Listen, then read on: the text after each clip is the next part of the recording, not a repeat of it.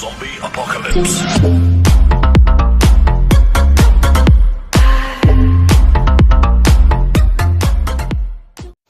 Hello friends, welcome to my channel grasp on screen. So ఈ వీడియోలో నేను మీకు ట్రేడింగ్కి రిలేటెడ్ బ్రీఫ్ ఇన్ఫర్మేషన్ ఇవ్వబోతున్నాను. ఎవరైతే ట్రేడింగ్ నేర్చుకోవాలనుకుంటున్నారో, ఫ్రెషర్స్ ఉన్నారో, ఈ వీడియోని కంప్లీట్గా చూడండి అండ్ ఏదైనా డౌట్స్ ఉంటే కామెంట్ సెక్షన్లో అడగండి. So let's begin.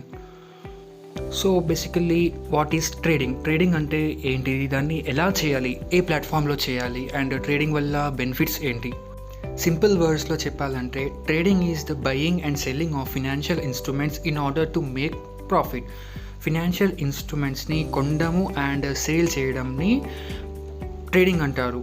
ఎందుకు? ప్రాఫిట్ చేయడానికి కోసం ఏవైతే వర్క్ సెల్ అండ్ బై చేస్తామో దాన్ని ట్రేడింగ్ అంటారు. ఇక్కడ సెల్ అండ్ బై అంటే కొనడము అండ్ అమ్మడం అనేది కాదు. సెల్ అంటే ఆర్డర్ని క్రియేట్ చేయడం, బై అన్న కూడా ఆర్డర్ని క్రియేట్ చేయడం. మీరు బై చేసినా మీరు ప్రాఫిట్ చేయొచ్చు, మీరు సేల్ చేసినా కూడా ట్రేడింగ్లో మీరు ప్రాఫిట్ చేయొచ్చు. అది ఎలా చేస్తారనేది నేను చెప్తాను కంటిన్యూగా ఈ వీడియోని చూస్తే.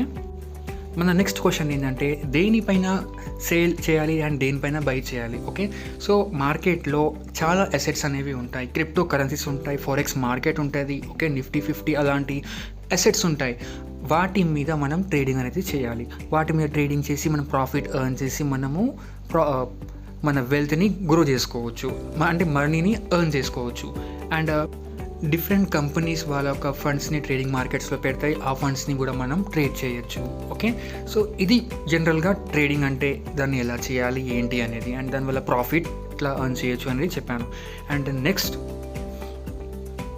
What is the difference between investing and trading? ఇక్కడ రెండు మీనింగ్స్ ఉంటాయి, ఇన్వెస్టింగ్ అండ్ ట్రేడింగ్.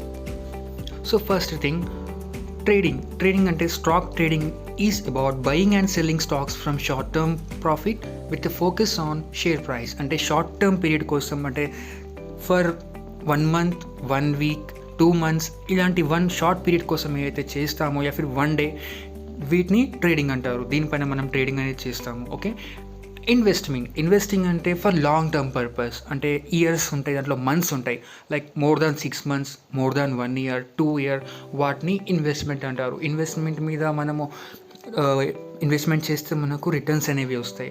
ట్రేడింగ్ చేస్తే మనకు రిటర్న్స్ రావు. ట్రేడింగ్ చేస్తే మనం ప్రాఫిట్ చేయొచ్చు, లేదా మన ట్రేడింగ్ కనుక కరెక్ట్గా అనాలిసిస్ చేయకపోతే లాస్ కూడా రావచ్చు. ఓకేనా? అండ్ ఇన్వెస్ట్మెంట్స్ మీద లాసెస్ అనేవి రావు, ఇన్వెస్ట్మెంట్స్ మీద రిటర్న్స్ అనేవి వస్తాయి. ఇన్వెస్ట్మెంట్ మీద ప్రాఫిట్ అనేది రాదు. అంటే ఒకలా చెప్తే ప్రాఫిటే అని అనుకోవచ్చు, బట్ అది ప్రాఫిట్ కాదు, అది మన రిటర్న్స్. మనం పెట్టుబడి ఇన్వెస్ట్ చేసినందుకు మనకు వచ్చే రిటర్న్స్ అంటారు దాన్ని. సో మనం ట్రేడింగ్ చేయాలంటే వేటిని ఫాలో అవ్వాలి? యాప్స్ ఉంటాయి, దాంట్లో మనం ట్రేడింగ్ చేస్తాము. ఆ యాప్స్ ఎలా ఉంటాయి? దాంట్లో గ్రాఫ్స్ వస్తూ ఉంటాయి. ఆ గ్రాఫ్స్ అనేవి అర్థం చేసుకోవాలంటే చాలా డిఫరెంట్గా అని అనుకుంటారు అందరు తెలియని వాళ్ళు, న్యూ యూజర్స్. ఎగ్జిస్టింగ్ యూజర్స్కి వీటి గురించి బాగా ఎక్స్పీరియన్స్ ఉంటుంది. ఓకేనా? సో ఆ గ్రాఫ్స్ ఏంటి, ఎలా ఉంటాయి అనేది నేను మీకు చెప్తాను. సో నెక్స్ట్, ఆ గ్రాఫ్ గురించి తెలుసుకునే ముందు దాంట్లో ఉన్న క్యాండిల్ గురించి మనం తెలుసుకుందాం. ఓకేనా? దాంట్లో రెడ్ క్యాండిల్ ఉంటుంది అండ్ గ్రీన్ క్యాండిల్ అనేది ఉంటుంది.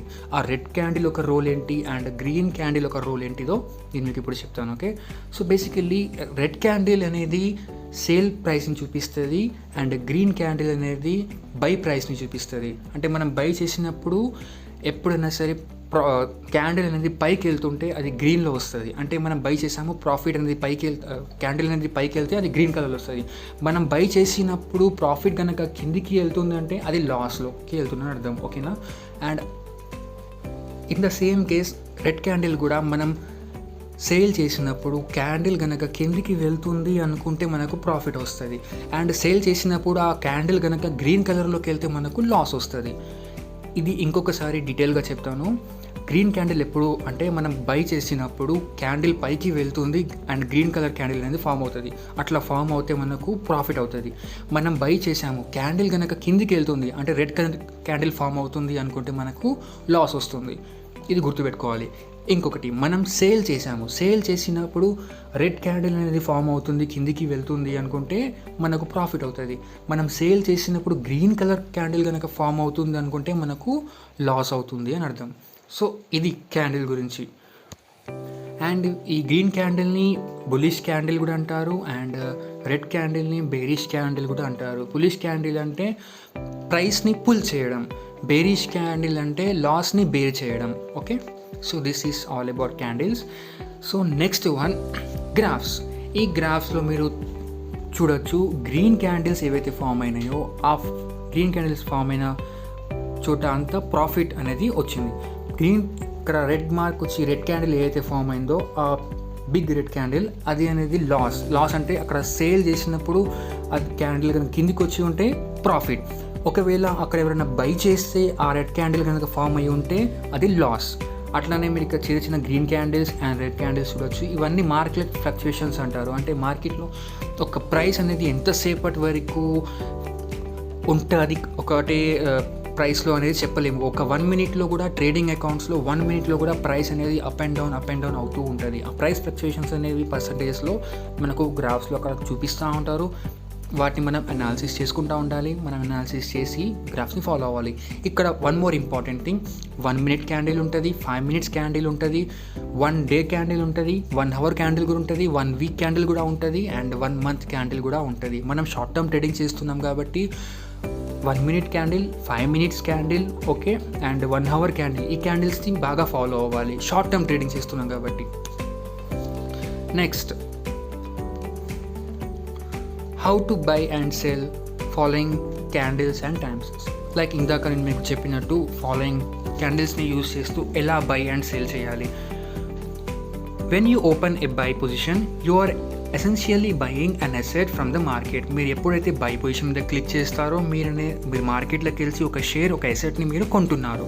And same sell, when you open a sell position you are essentially selling an asset from the market. మీరు మార్కెట్లోకి వెళ్ళి ఒక అసెట్ని సేల్ చేస్తున్నారు.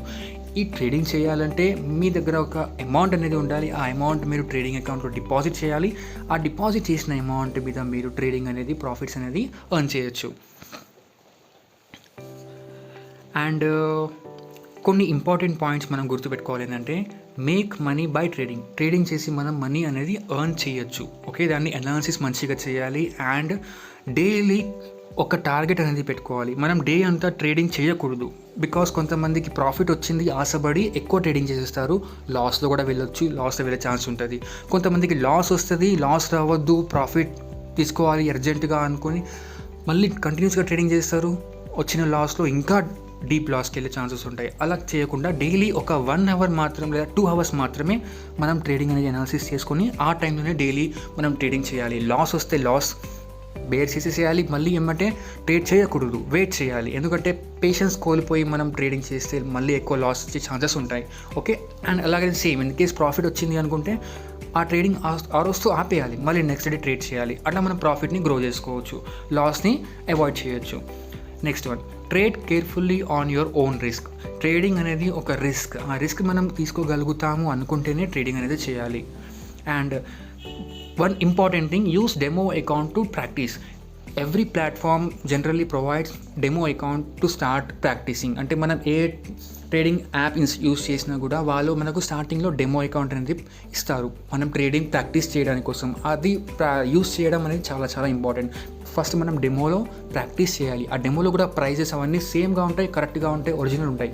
జస్ట్ అక్కడ మనీ మాత్రం డూప్లికేట్ ఉంటాయి, జస్ట్ ఫర్ ప్రాక్టీస్ కోసమే వాళ్ళే మనకు 2000 అట్లా రూపీస్ లేదా $2000 అట్లా ఇస్తారు.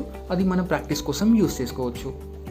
యూస్ చేసి మనం దాంట్లో ఎక్స్పర్ట్ అయిన తర్వాత రియల్ అకౌంట్ అక్కడే కన్వర్ట్ చేసుకొని దాంట్లో మనం మనీ ఇన్వెస్ట్ చేసి రియల్ అకౌంట్లో మనం ట్రేడ్ చేయొచ్చు.